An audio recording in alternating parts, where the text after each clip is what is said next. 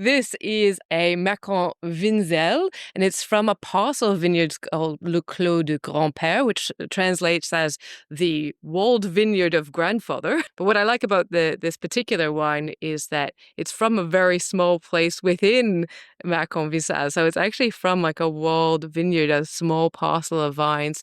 And some of these vines are average age 60 years old now. So they're producing smaller amounts of fruit, but generally more concentrated. And I think you see that on the mid palate and the texture of that wine. You see two things with this wine. First of all, there's a beautiful fragrance to the bouquet. And particularly when you have perhaps a Chardonnay from, say, Margaret River in mind or something like that, it's almost the complete opposite in terms of aromas here.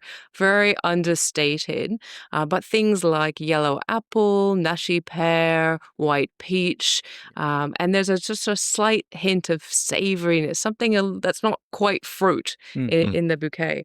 And there's also a floral element as well, which I think is really attractive, and partly this place, and partly I think the vintage 2022, really a warmer year, really having a much more expressive bouquet.